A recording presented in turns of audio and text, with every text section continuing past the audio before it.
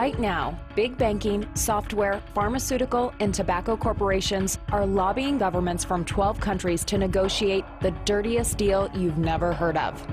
There's a reason you haven't heard of the TPP, or Trans-Pacific Partnership. There are some major corporations and government officials that don't want you to know what's in the deal.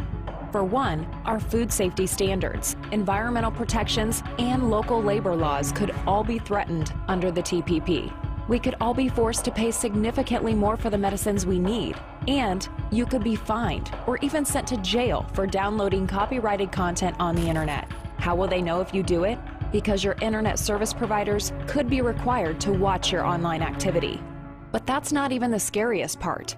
The TPP gives corporations the power to sue our government in secret foreign tribunals over any law or regulation they claim affects their expected future profits. Don't believe it? It's already happening. Recently, after Canada said U.S. big pharma corporation Eli Lilly's drug price-raising patents were not legit, the firm sued the Canadian taxpayers for a staggering $500 million. And now billions of dollars are being demanded from Germany after it decided to phase out nuclear power following the Fukushima disaster and improve environmental standards for coal-fired electric plants. Philip Morris and Chevron are in on the game too, raiding taxpayer dollars and trying to reverse crucial policies we all rely on. Thankfully, not everyone is willing to sign on the dotted line just yet. In fact, most government officials still have no idea what they're even signing on to, for good reason. So far, Democrats and Republicans in the House of Representatives have united against fast-tracking the TPP. But there is a mighty corporate lobby that wants to make sure the deal is signed and railroaded quickly through Congress before we know about the damage it will cause us. We must get our senators and representatives to stop fast track. Here's the deal. Without a strong public outcry, politicians will only hear the concerns of multinational corporations. And once the TPP is signed, it's here forever. There's no expiration date and no separation clause. This dirty deal has been deliberately branded as a free trade agreement. It is anything but free for people like you and me. And it's not really about trade. It could cost us our internet freedom, labor rights, access to affordable medicine, the safety of our food, and protections that keep our water and air clean. Nobody wants to be stuck with a backroom deal we don't want and never voted for.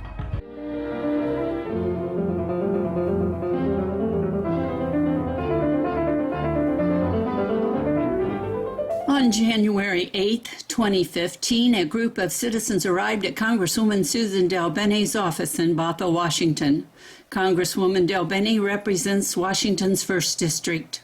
This group of concerned citizens represented themselves in various groups and coalitions.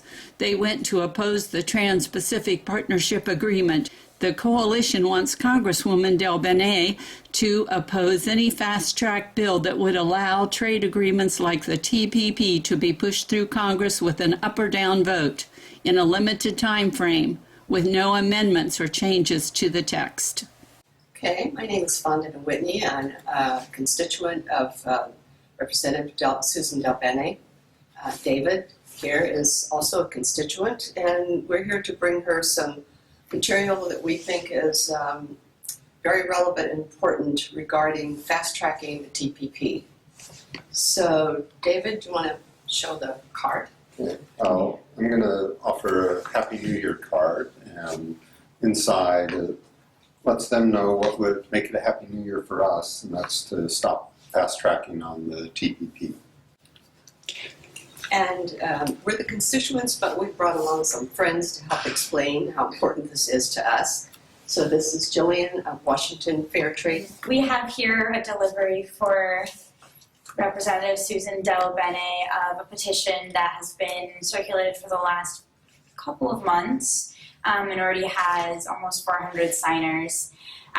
Saying, we urge you to publicly oppose fast track. We insist that any new process is transparent and reflects our democratic principles as a country, where Congress has a clear role in selecting trade partners, sets mandatory negotiating objectives, and certifies that those objectives have been met before trade negotiations can conclude.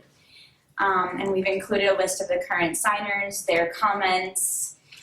Some of those comments might be protection of our right to know about this important issue and control of our valuable resources and jobs. We need an open debate in Congress about these trade agreements with the ability to amend. Let's take time to get trade right. No fast track for the TPP. And a number of opinions or statements by groups such as the Teamsters, the Sierra Club, the AFL-CIO, and the Farmers Union, explaining why they are also opposed to fast-tracking the TPP and how this would affect them. Washington Fair Trade Coalition. Right, I'm with the Washington Fair Trade Coalition along with Jillian, and my day job is with SPIA, a union that represents engineering employees. Another thing we're going to give the staff of Congresswoman Del Bene is a letter from several hundred civil society organizations that was addressed to Senator Wyden, who is going to be one of the key people in Congress in deciding how this legislation moves forward. This next session is just starting. One of the first bills that we expect to see is this so-called fast track, which is a procedural piece of procedural legislation leading up to what we've called TPP, the Trans-Pacific Partnership, which is a huge trade agreement in the tradition of NAFTA and a lot of other NAFTA style. It's an extension of the NAFTA style trade agreement. One thing this letter says is something that reinforces what Jillian just said. We know what a good trade policy would look like, and this letter has several, 7 or 8 characteristics that we would like to see in a good trade policy, things that reflect our democratic values and inclusion of different points of view. If you send 500 corporate lobbyists into a secret negotiation to write a trade agreement, I'm pretty sure we all know what it would look like. So this letter to Senator Wyden will give a copy to Congresswoman Del Bene's office, staffers. This letter says these are the characteristics we would look for in a trade agreement that would look more like a democratic process that expresses our values as a country. I'm State Representative Luis Moscoso from this district, here to support my constituents as well as former union fellow. I've been retired now for a number of years, 25 years in the union, and have been very concerned about these trade agreements ever since NAFTA and CAFTA, which I have also demonstrated against in the past. And I want to make sure that fast track does not ruin whatever negotiations might be possible to make these trade agreements work better for American labor and the environment. I'm Debbie Nicely. I'm another representative from the 1st Congressional District, and I'm here to speak loudly against the TPP. This is a personal card that I have made myself with my very own hands for Congresswoman Del Bene. This explains to her the way I feel about the TPP. I feel that it's like real life Lord of the Rings, and that the corporate Mordor are coming after us with the TPP that is the one ring that will bind us all in darkness.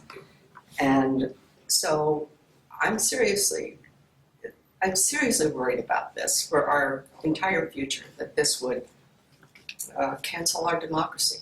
So for me, this has the feeling of how strongly I feel about fast tracking the TPP.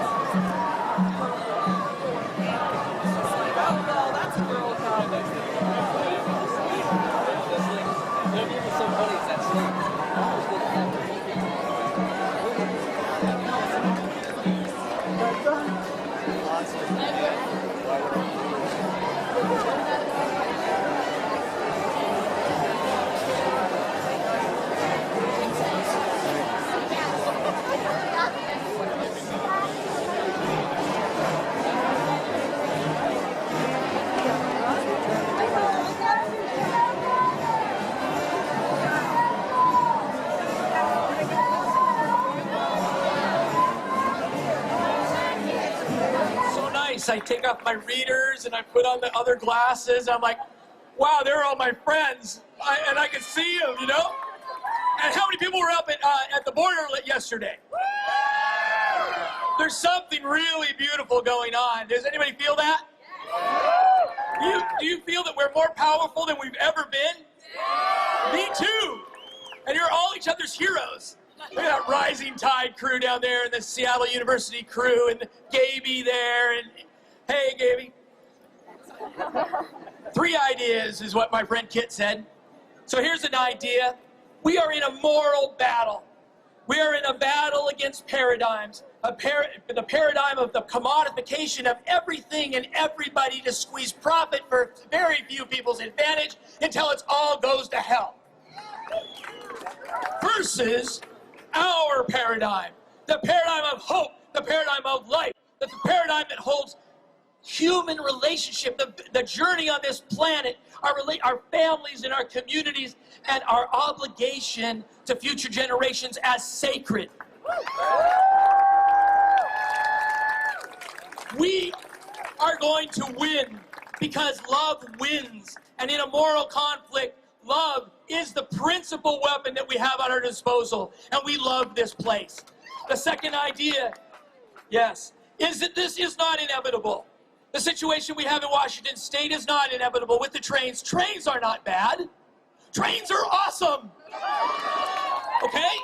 It's coal trains and oil trains and stuff that's bad. It's a colonial model that moves things from extraction to export that's bad. Did you know that in 1928 we had 4 times as much rail? That 15% of that rail was electrified, and that we were doing regenerative braking Prius style down the Cascade Passes? No, probably not. But now it is true.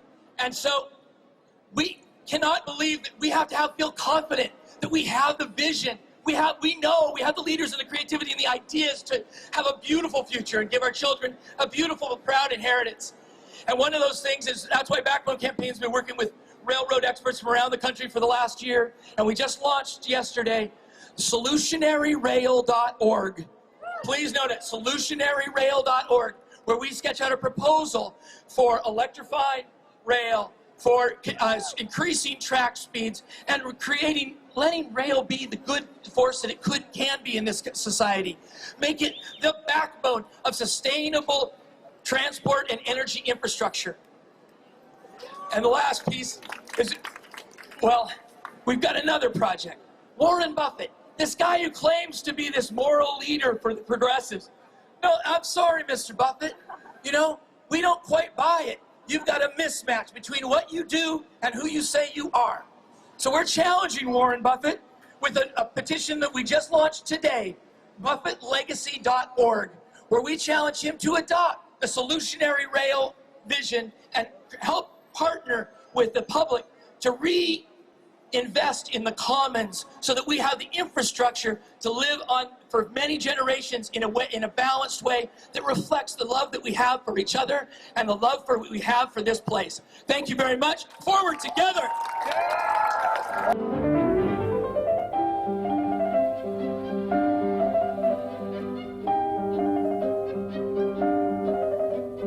It is not very often that we can bring together a gathering of people of all ages, and I agree with Devin and Celia, young people who want to fight, who have this deep hunger inside themselves to fight against injustice. It's not often that we get this opportunity to get a conversation started.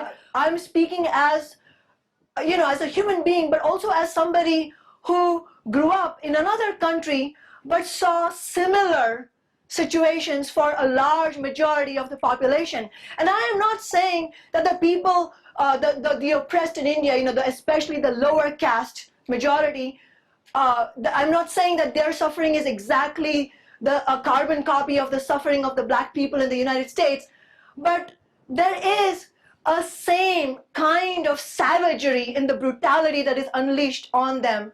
And it was that which radicalized me, and I feel like that's a connection between us. Even though I grew up, across an entire ocean, there is this common thread between us, a common thread to fight against this oppression.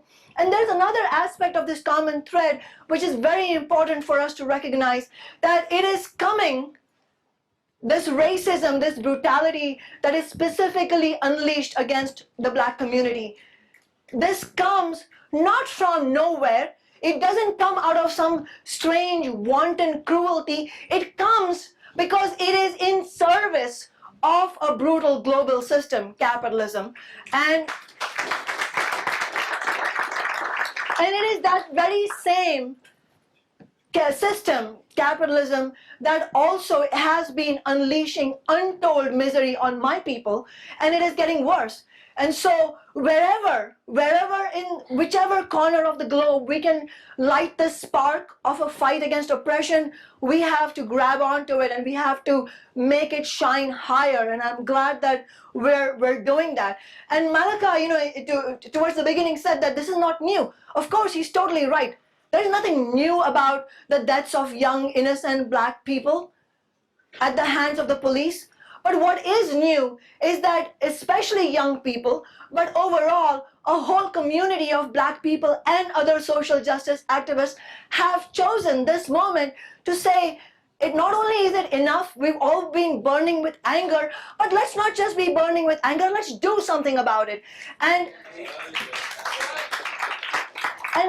let us take this moment to salute the young black people, not just men, women, trans activists, everybody standing there who have protested every single day since the killing of Michael Brown.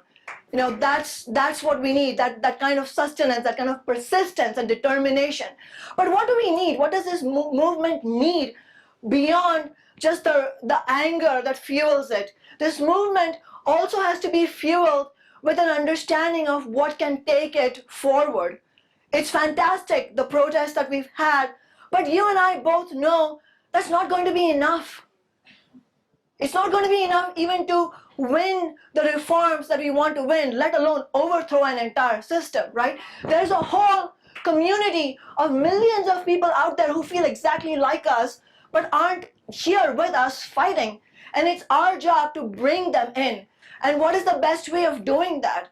One thing we can do in Seattle, and I know this issue has been debated and I would love to debate it further, but what would be fantastic is if we can bring the separate protests together on some basis of genuine understanding, not trying to wipe out the actual political differences that may exist among different groups, but coming together on a genuine basis. We can have and this is how the civil rights movement built itself into this giant force that changed the course of history. They did it not by isolating themselves from other groups with whom they had certain differences, but they did it by coming together on a genuine basis, by coming to an agreement on some concrete demands that we all agree with, and having feeder marches all throughout the city, and coming together on at a weekly rally that is massive, that cannot be ignored by the media, that will inspire more people to join the next week.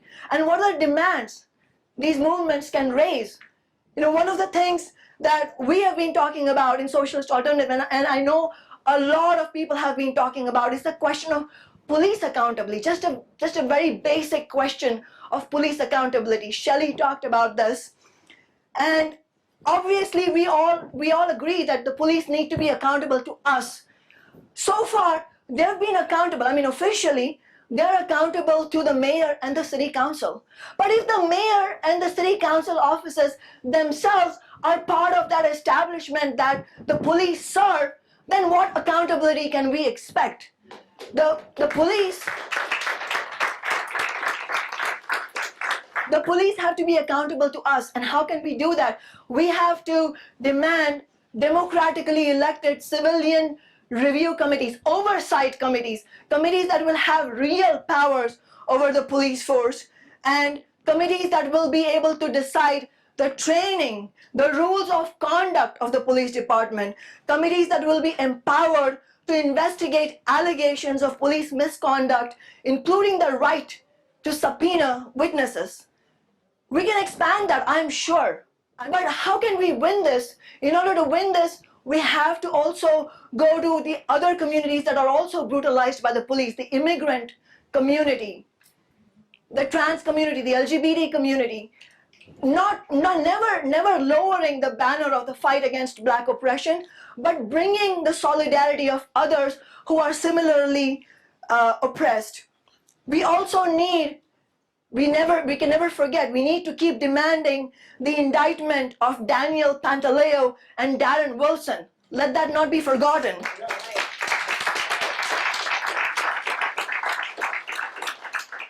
We need to demand an end to the system of closed grand juries.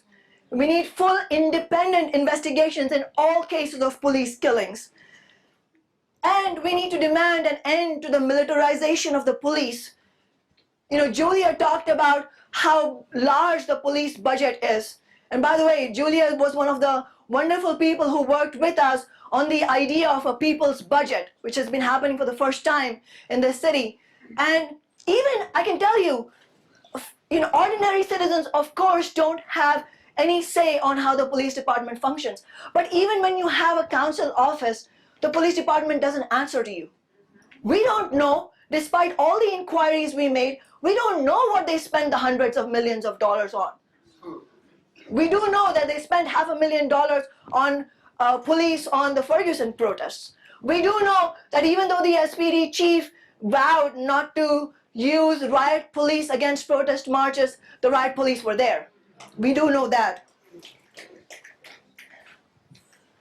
We need to be thinking about these concrete issues because the young people who are going to be attracted to a real fight back are going to ask us this question. What are we actually doing? Yes, I want to be there with you, but I want to win something. I want to actually make a change. And so we have to formulate these concrete demands. And we also need to be clear. We're fighting against Black oppression. As a socialist, I'm also fighting for the entire working class, but we have to reject this idea that we cannot, it's not just Black people who are oppressed, everybody's oppressed. You've seen this whole all lives matter thing coming on. And my reaction to that was, of course all lives matter. I mean, who's gonna reject that idea? And are you saying that the Black community does not have the compassion to understand that all lives matter? Of course they know all lives matter. However, it's important to hold up the banner of Black lives mattering, the banner of a fight back against Black oppression, precisely because we know that this system directly relies on racism. So if we do want to fight for everybody, we're not going to be able to fight unless we fight on the specific oppressions as well. Where would we have been, my sisters, if the women's movement had not made had not had the victories over years? And yes, we have a long way to go, but we did come far on our own backs because it was activists like us 50 years ago, 100 years ago, fought for us. We have to fight for every layer amongst us that faces specific oppression. Julia talked about, Malachi talked about the struggles for basics for the Black community like education. How can we fight for everybody unless we point out how this system benefits from those who are the most marginalized? We also have to link our movement against racism for demands for economic justice. Last year we had the MLK Day March, which is a wonderful thing, but one of the prominent messages of the MLK Day was the $15 an hour minimum wage. And we need to make sure that our people, the most oppressed people, are not left out of not only of the material gains that can be made by winning such demands, but not depriving them of being in the leadership of those movements. They have to be at the forefront. Who better than them to talk about their own oppression and knowing how to fight against it? And on that, I'm reminded, just this Monday, we heard that we won a phenomenal victory. How many of you know about the Seattle Housing Authority Stepping Forward program?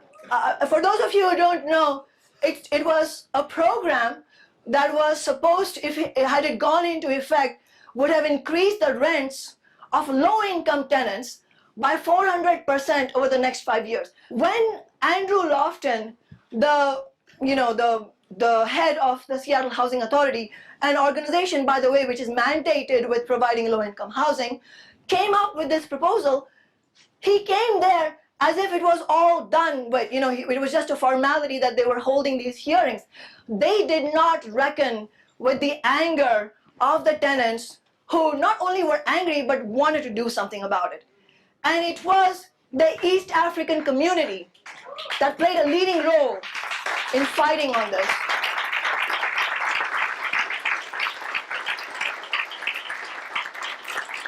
And especially it was women. Some of the most courageous activists in that movement were women with whom I could not share a language because they speak Somali and I speak English. And we had to speak through interpreters.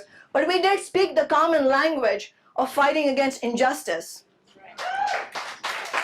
And our fledgling movement in Seattle needs to link up with other similar movements happening all around the nation and call for a new nationwide Black freedom movement. And we need to coordinate national protests against racism, against police violence, against economic inequality. And the message of this movement has to be, this whole system is guilty. We cannot breathe in a system of economic, political, and social terrorism. And the only medicine that can cure our ills is a system change.